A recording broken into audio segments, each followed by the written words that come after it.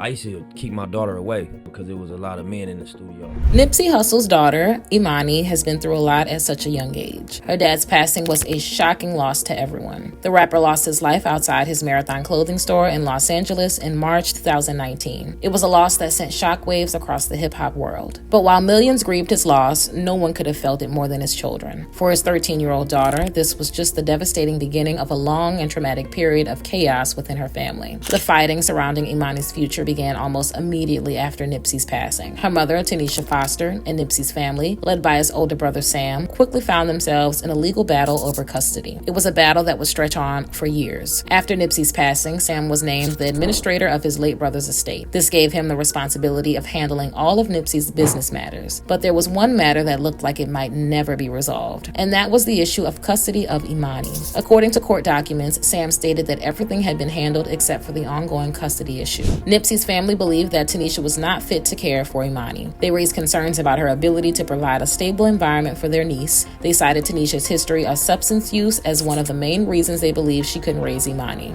which must have been horrible for both Tanisha and Emani to hear. The family also alleged that Tanisha had a history of evictions and unstable housing, and they claimed that Tanisha had once shown up at Emani's school while under the influence of adult beverages. Despite all of the shocking allegations, Tanisha was determined to get back custody of her daughter. She fought for primary guardianship, arguing that she was absolutely capable of caring for Emani. She even offered to hire a financial planner to manage her daughter's inheritance, which was reportedly worth a staggering $2 million. Tanisha claimed that there was no reason she couldn't raise her daughter as she had before, and that Emani longed to be with her mother again. She saw herself as Emani's rightful parent, and she believed that Emani deserved to be with her. Emani, meanwhile, had been living with Sam's sister, Samantha, since Nipsey's passing. According to the family, Emani was thriving in the stable environment they provided for her, but Tanisha wasn't willing to give up. The court had initially awarded custody to Sam and Samantha. This was after it was decided that Tanisha wasn't in a position to care for Emani. Tanisha had accepted this decision due to her financial struggles at the time, but years later she was back in court asking the judge to terminate the guardianship. She stated that she had made progress in her life and that she should be allowed to care for her daughter again. Sam, however, wasn't convinced. He argued that Tanisha's past behavior made her an unfit parent, and he was determined to fight for Emani's well-being. Tanisha's history of substance use quickly became a major concern. The back and forth between Tanisha and Nipsey's family continued for years. Each party continued to make their case to the judge. Meanwhile, Emani had to sit and watch the ongoing battle between the people she loved the most. As the years passed, the court battles grew more complicated as Emani got older.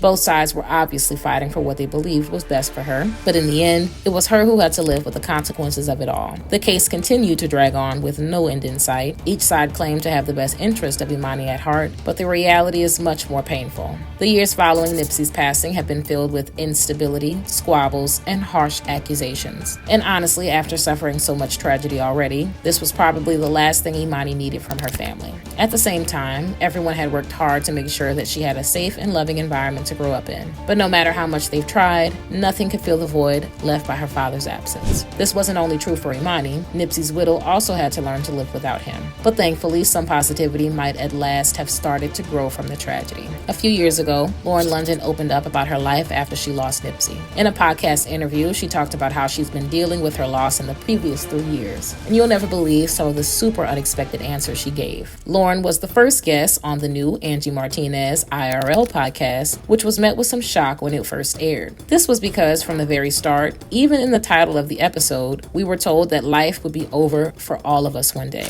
which may not be how people thought the conversation would go. After all, with her loss, people thought that maybe Lauren wasn't in a place where she could talk about such dark topics so bluntly. In fact, Angie even brought this up when she asked if Lauren felt weird about doing interviews about something so horrible. But Lauren's answer was both so sweet and also kind of impressive. She told Angie that she was not weirded out because she was talking to her friend. And then she went on to say that she was still learning how to address the subject, and that she was grateful to be learning a lot about herself in the process. Clearly, she thinks of Angie as a close friend who can understand her feelings right now. Angie quickly showed why when she talked about wanting to be sensitive to Lauren without treating her differently. Lauren agreed with this, saying that while people's genuine sympathy had helped her, she didn't appreciate pity because it made her feel as if what happened to her was the worst thing possible, which just made her feel very isolated. This got them talking about people's lack of etiquette in tragic situations, and how unsure we all are about how to deal with the concept of our own lives ending, even though it will eventually happen to all of us. As Angie said, Lauren is in a unique position mission to educate people about how to behave in similar situations with their loved ones who might be grieving. And her answers were actually so heartwarming. She said that all that people had to do was sit with them. They didn't have to talk or try to fix it because, of course, they couldn't actually do that. But they could be with someone, hold space for them, and hug them. Lauren admitted that she found it really helpful when people just did that for her after Nipsey's funeral. And honestly, this makes a lot of sense. Lauren and Angie then went on to discuss how their perspectives changed after such difficult experiences. They both agreed that the experiences made them realize that they didn't know everything. Lauren joked about having read every book, but they agreed that without the traumatic events of their lives, they would never have had the opportunity to shift their points of view. As Lauren put it, the front row at the funeral is just different. But instead of letting it be a negative, the change in perspective she described was supposedly amazing. It made her realize that not only is life short, but it's also a gift. It's unknown if Lauren is involved in the ongoing drama over Emani's future, but hopefully, like Lauren, Nipsey's daughter will also find a way through this incredibly difficult time in her life. But what do you think? What's best for Emani now? Let me know in the comments below.